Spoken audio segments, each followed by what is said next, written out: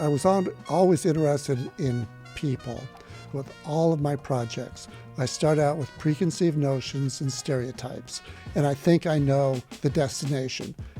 Never do I find that my destination was the real destination. I realized I want my photographs to have meaning. People want to tell their stories.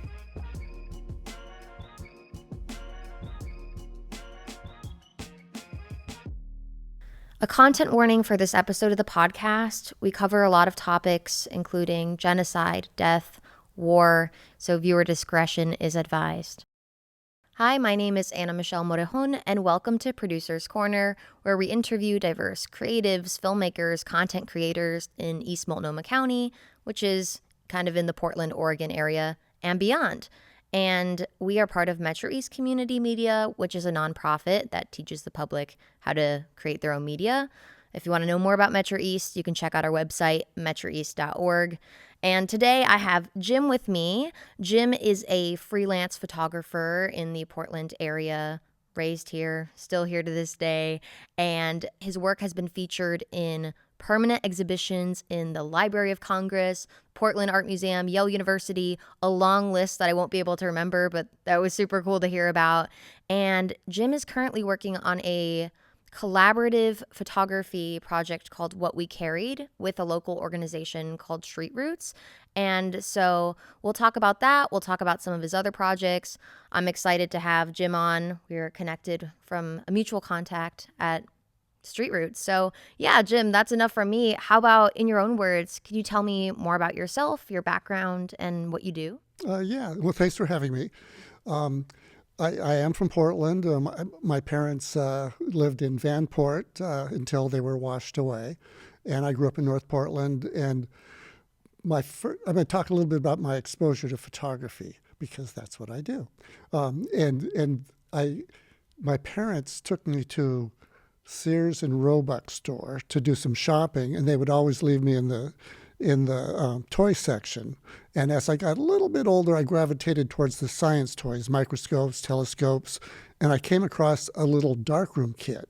And all I knew about pictures and cameras and photographs was you take a picture with your brownie, you send the film to the drugstore, and you get back little prints. But I thought, you mean I can make my own pictures? And so I asked my parents if I could use my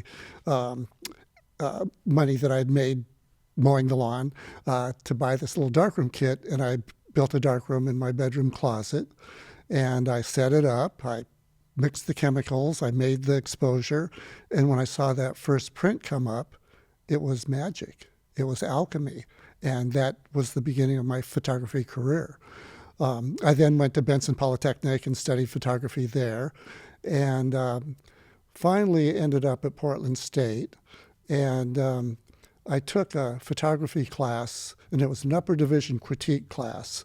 And I was an insecure kid who didn't know if I had any photography ability.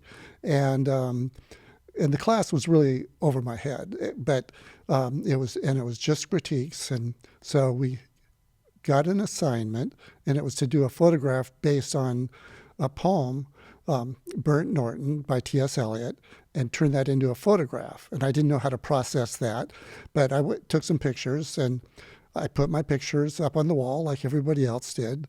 And my professor went around the room and critiqued each person's photographs. And when he got to mine, he looked at his watch, and he said, well, we should take a break. And so we took a break, we came back, and he went to the picture just beyond mine.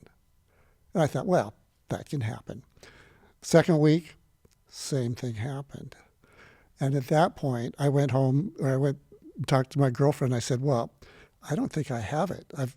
The professor has skipped my photographs 2 weeks in a row.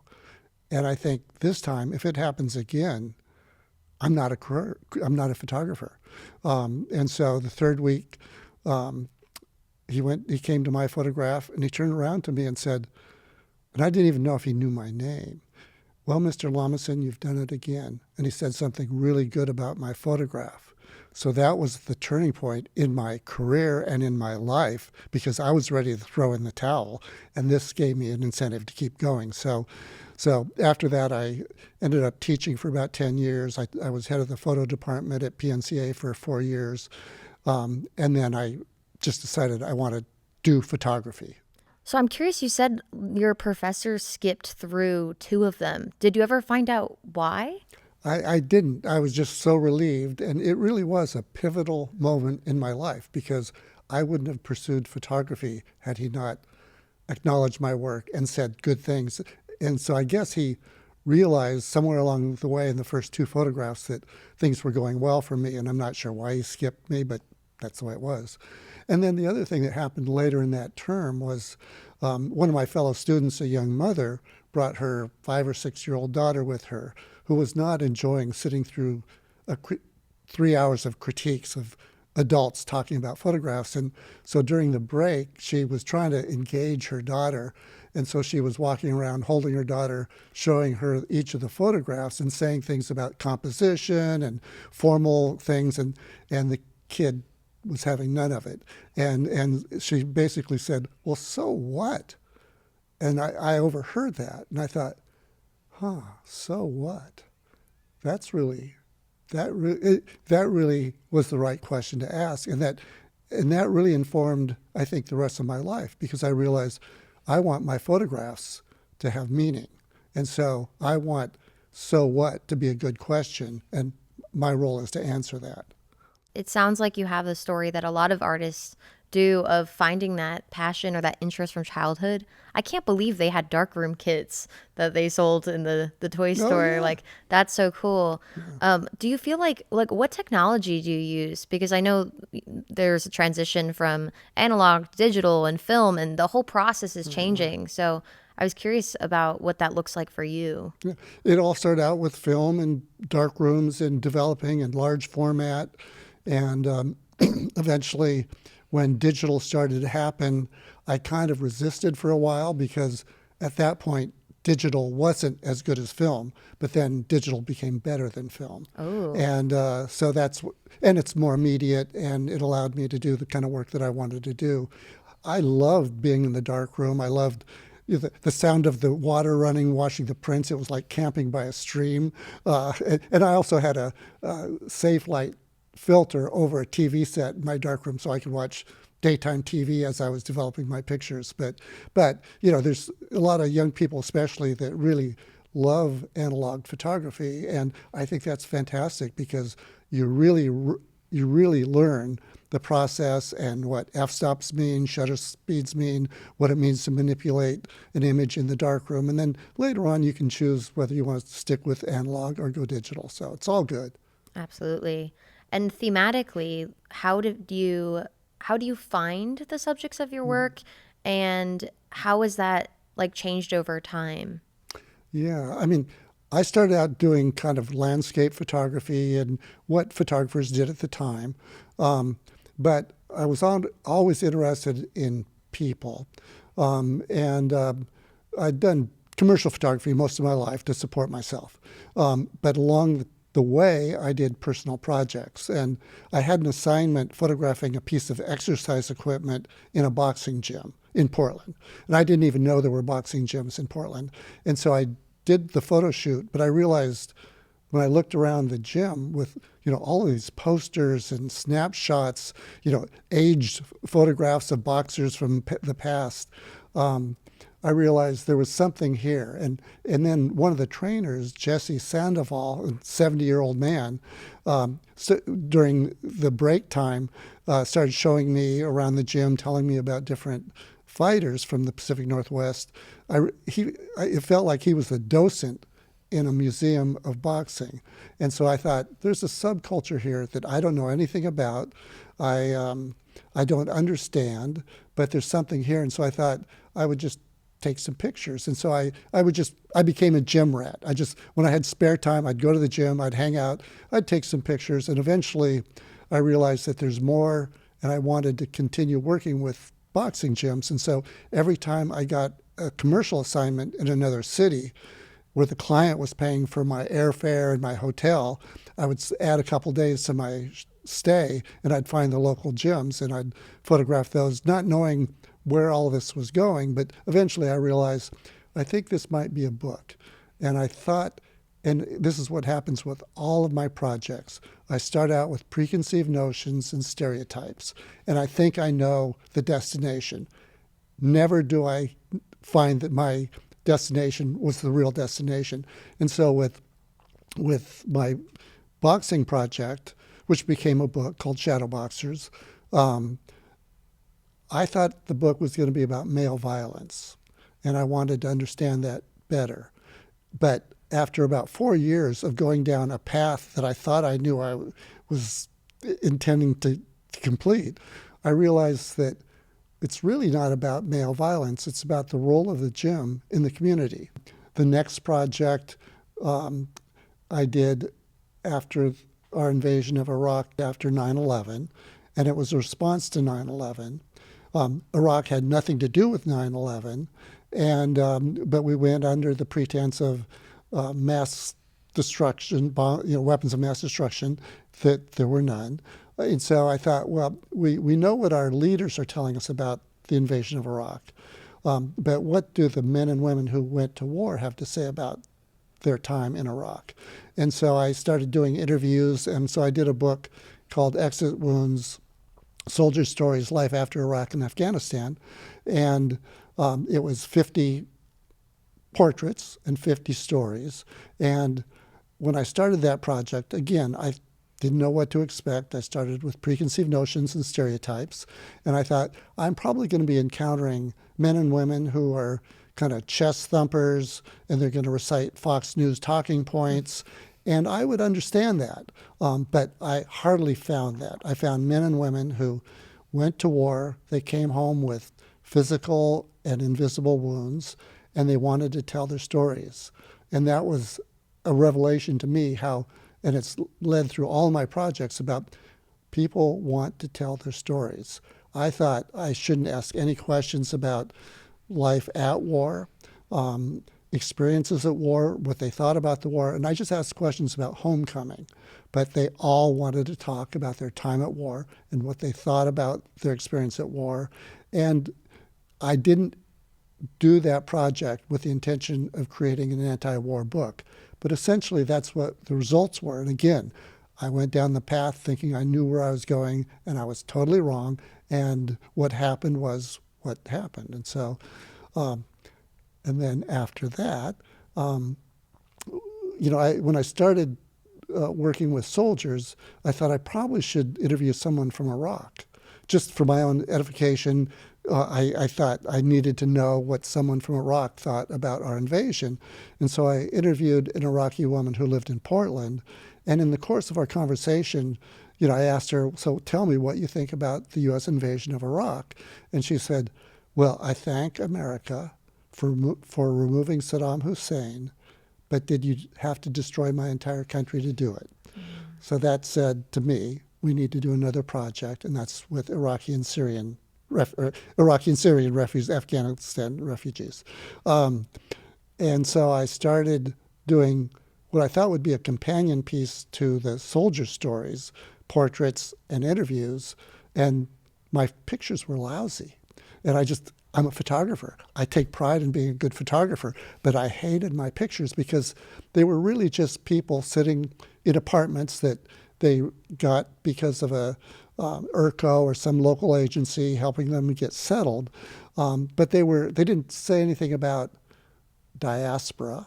They didn't say anything about leaving home, except that they landed in Portland. And so I saw a family portrait on a woman's dining room table, and I just asked her about it, and she said, well, that's my family.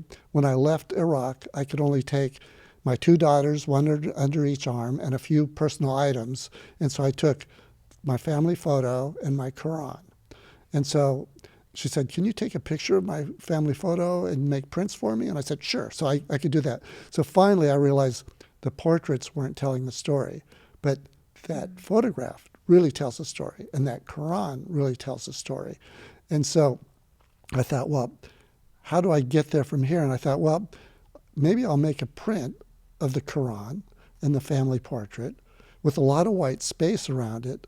And instead of me interviewing Zara, I will ask her to write right on the print why she brought that Quran, why she brought that photograph of her family. And I went away, came back the next week, and she had done that. And I realized this is the best way of telling a story about leaving a homeland, leaving everything you know. And so I started doing that with more Iraqi refugees in Portland. What happens, what I hope happens, when the viewer comes to the gallery of the museum to look at the photographs, is that they see a photograph that it might be a Quran or a Bible or a family portrait or the keys that somebody brought with them, knowing they'll never come home to that home. And I hope that the viewer starts to put themselves in the shoes of the people in the photographs, and start to think about what would I take if I had to leave? And that's one way of building compassion and empathy.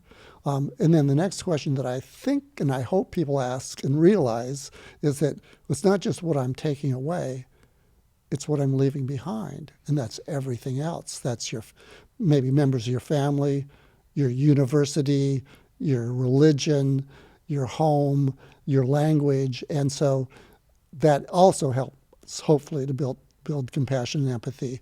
And so these projects, because they're storytelling, but they're not by me interviewing, editing, and projecting. It's them telling their own stories in their own hands, in their own language. And so it has integrity. It's not the first time anybody's ever written on a photograph, but it's something that really works. We had an exhibit at the Illinois Holocaust Museum. So here's a Jewish museum reaching out to the Arab world and inviting Arabs, Muslims into their museum to tell their stories. And then we had that exhibit. And then during the opening, the curator, the director of the museum wanted to talk to me. And they pulled me over to the corner and said, "Can we talk to you for a minute?" And then I said, okay. So then they said, "We'd like you to do a What We Carried Like project with our community." That means Holocaust survivors and genocide survivors from the Chicago area. And I realized we need to start this right away because Holocaust survivors are getting old and aging out. And so we spent 2 years working on this project, and it was an amazing project that has traveled to 3 other Holocaust museums, the Abraham Lincoln Presidential Library, and then last summer, the United Nations, we had an exhibit. So let me stop and you can ask me another question. Yeah, no, I love how you're so attentive to the storytelling and about it being authentic to the voice and the collaborative aspect of having not just the description or the caption, but that it's written by the person whose item it is. How have the subjects that you've worked with, the themes, working with Holocaust survivors, working with refugees, those are very serious things. And I was curious how that affected you as a person, as the photographer. I'm so affected by the stories, and I get to know the participants really well most of the time.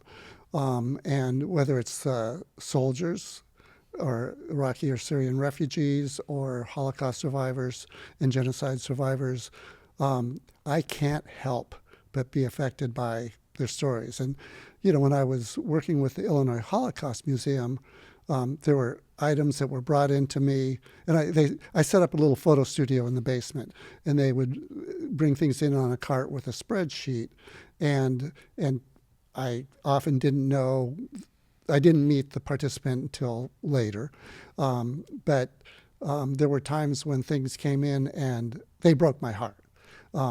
One was a teddy bear that was, when the family was fleeing Germany, the little girl's teddy bear was put in a box and buried in the backyard. When they left, they were gone for, I think, 6 years. After the war, they came back to Germany, and they exhumed the teddy bear that was buried in the backyard so she could have it back. But just the thought of what your best friend when you're 5 years old, you have to leave because you don't want to be seen looking like you're leaving for good when you escape. And then there was a letter from Belarus that it was a folded up, tattered brown letter that the family who fled wrote back to their family in Belarus after the war to ask them how it went. And then there's diagonal writing across the letter sent back to the family from the postmaster.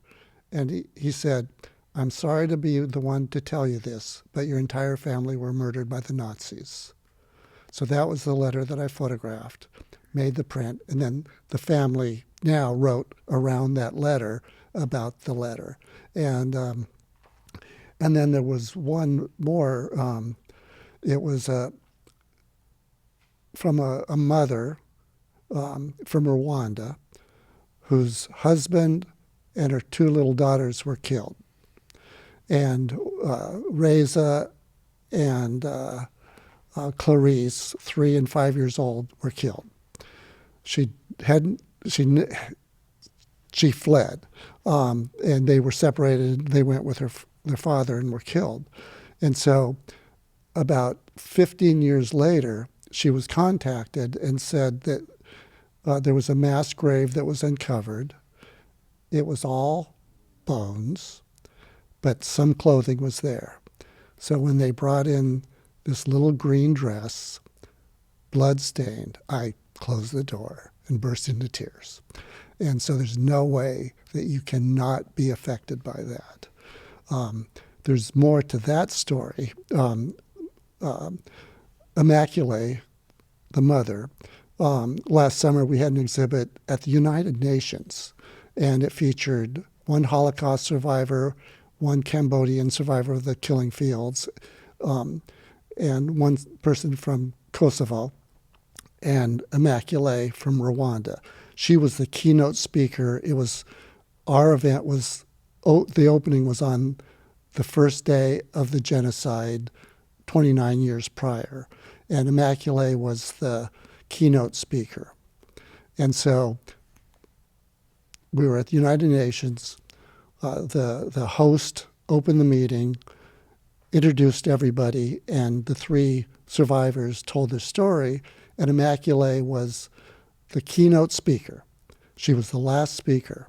And she got up and she did all of the niceties that you would do when you're speaking to the United Nations.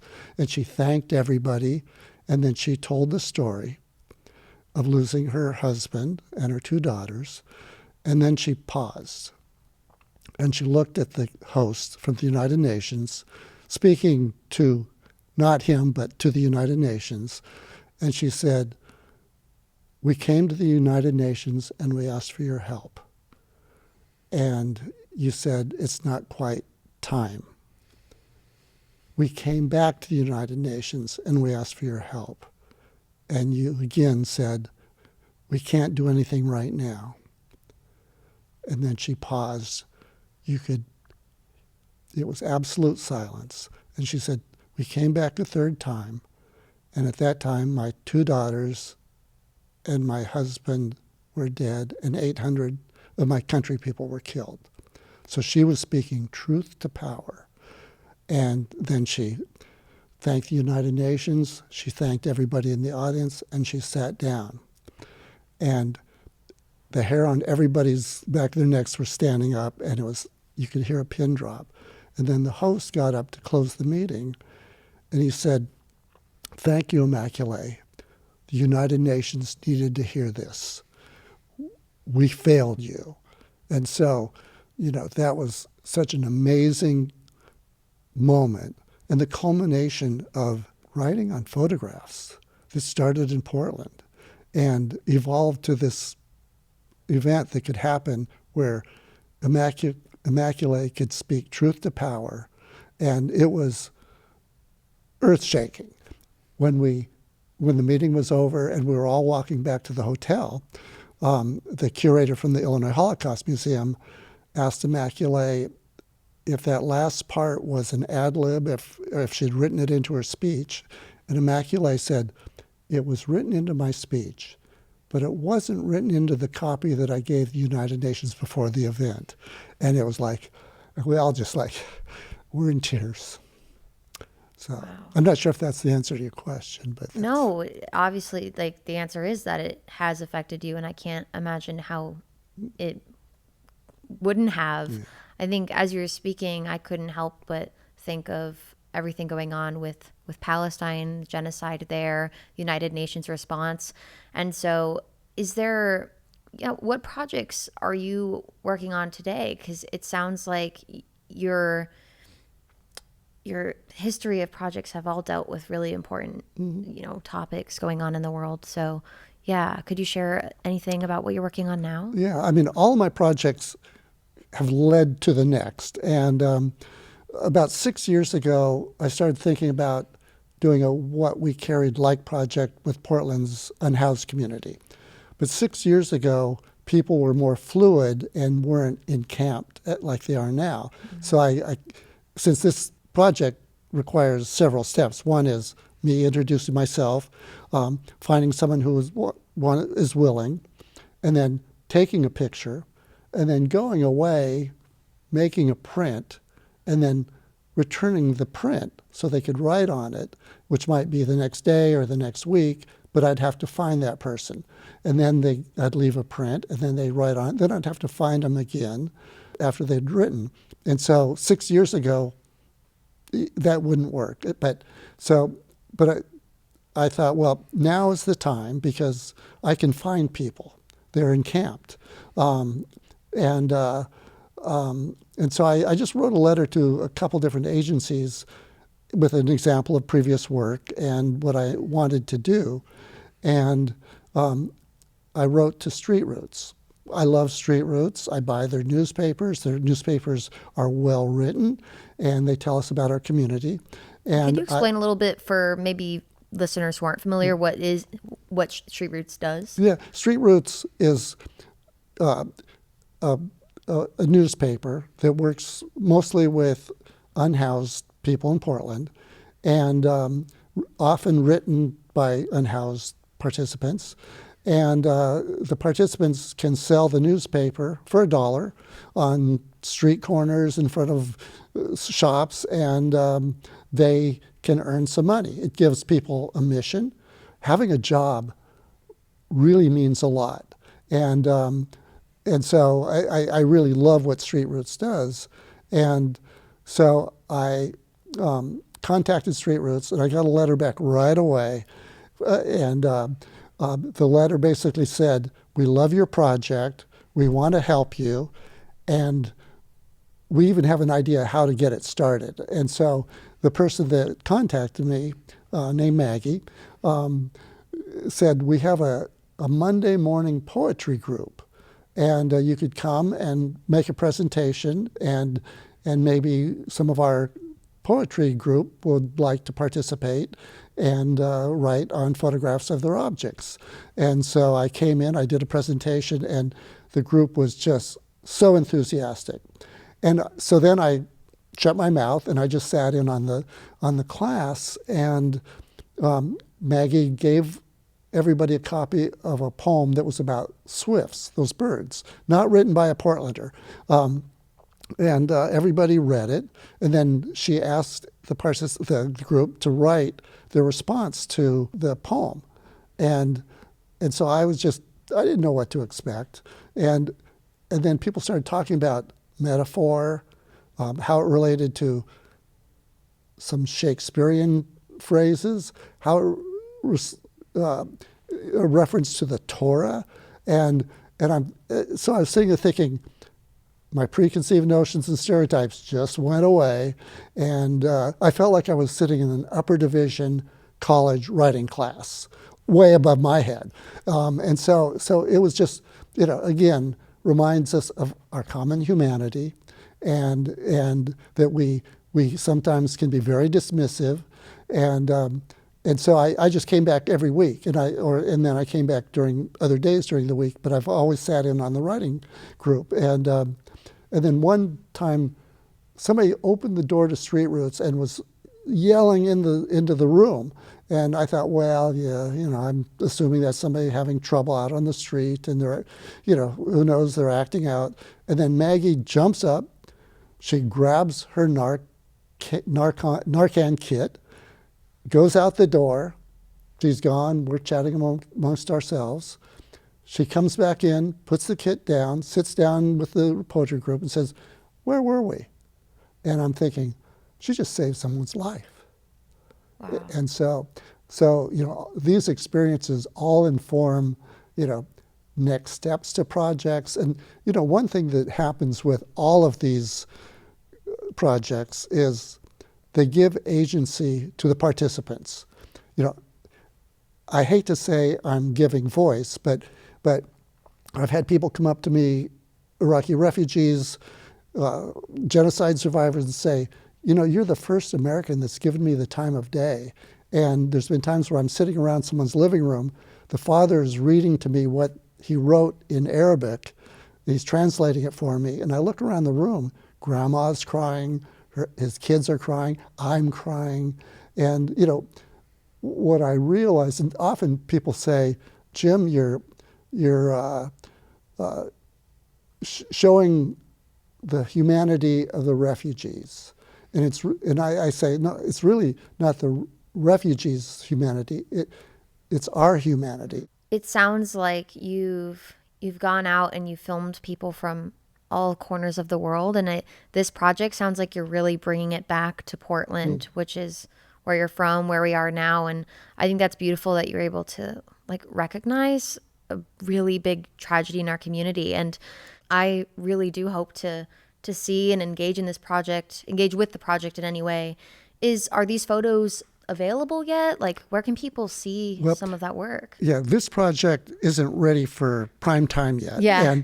And it's just in the beginning. And I'm also going to go out on the street too. I mean, to date, almost everybody that I've worked with has been connected with Street Roots. And I kind of decided that most of my projects go 8 years, 6 years, 5 years. I'm thinking that maybe this is 18 months. It started off so well because of Street Roots, and I've only been doing it for a short time. I've wondered, what is this going to tell our community? I do know that the participants have agency because they're so serious about what they're going to write on the photograph. But we will have an exhibit at Street Roots, and we'll have an exhibit at other agencies, and we'll have an exhibit at a Portland gallery, and nothing will be for sale. We don't sell these things; they're just for people to experience.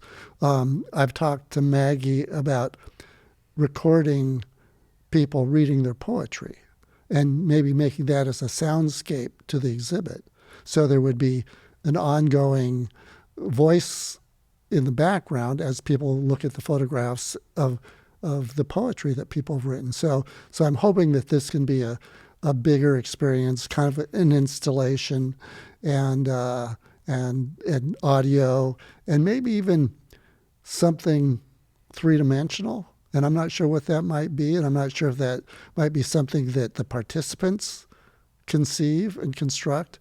One person has said he'll take me around to people in tents and people that he knows, and let me work with them. And then he said, well, if you teach me how to use my phone as a camera, maybe I can take some pictures. And I thought, why not have a participant doing the project? And I can make the prints. He can take the pictures and take them back around. So I just love the way things kind of present themselves. And, I wish I was the kind of person who could see the end product in advance and execute it. But to me, the joy in the process is letting the process unveil itself.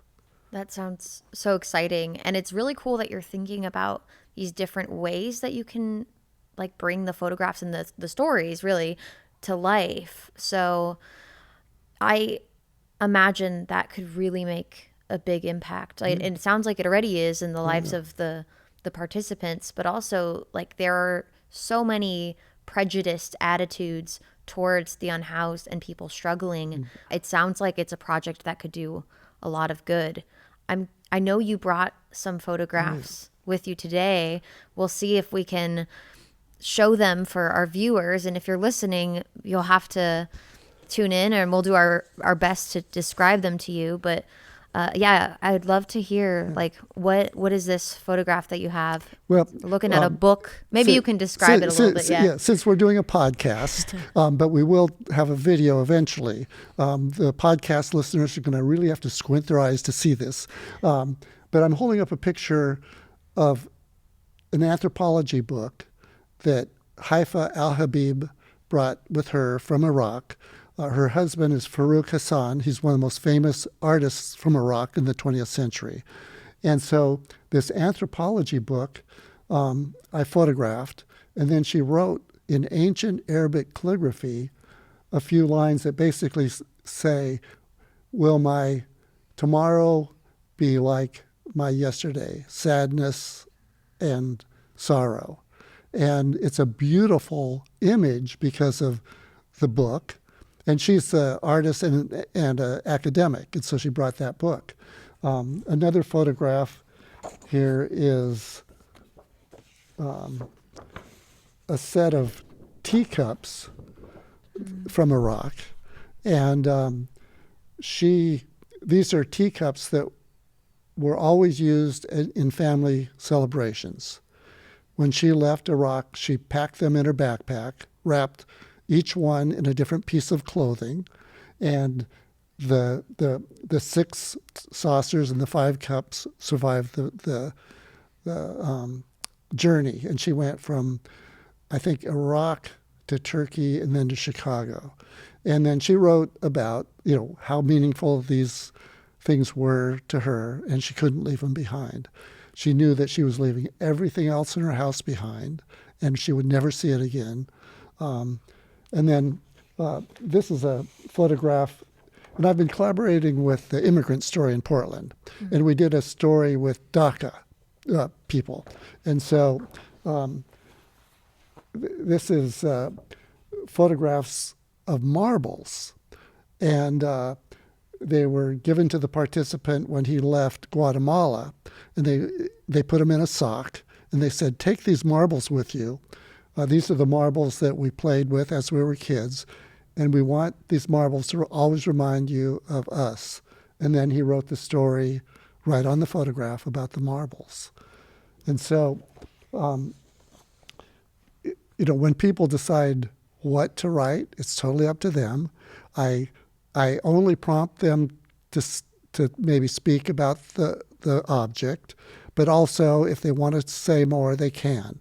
And some do and some don't. And the work that I'm doing with Portland's unhoused community, I'm really asking people to write about the object in any way they want. There's a lot of lines that I don't want to cross. And with refugees, everybody in all these projects have dealt with trauma at some point in their lives or all their lives. I don't want to ask people to have to explain that. One thing I love about this project that we're working on with Street Roots, it makes people feel part of something bigger than themselves, and I'm also included in that group. And so I love the way the project is going, and still don't know where it's going to go, but it's really doing well. Well, I'm excited to hear about it, see it at some point. Is there anywhere that people can find your work online? Yeah, I have a website blog that I think you are going to post someplace because I can't I can't memorize the link. But it's basically a culmination of the What We Carried project, Stories of Survival, the projects I'm doing with the Immigrant Story. And there's I think 5 or 6 photographs that you can click a link under the photograph and it'll take you to each of those projects. Great. So we'll definitely link it below. And thank you for sharing about your work. Thank you for being here with us today. It's been wonderful to talk to you and just learn more about the great work you're doing.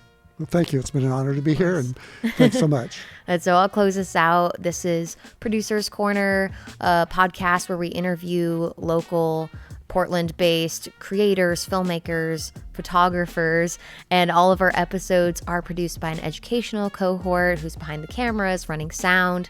It's an awesome time. And this podcast comes from MetroEast Community Media, a nonprofit community media center that teaches the public how to create their own media in Gresham, Oregon. If you like this podcast, give it a like, a review, share it with your friends, check out our last episodes, and I'll see you on the next one. Thank you again. Thank you so much.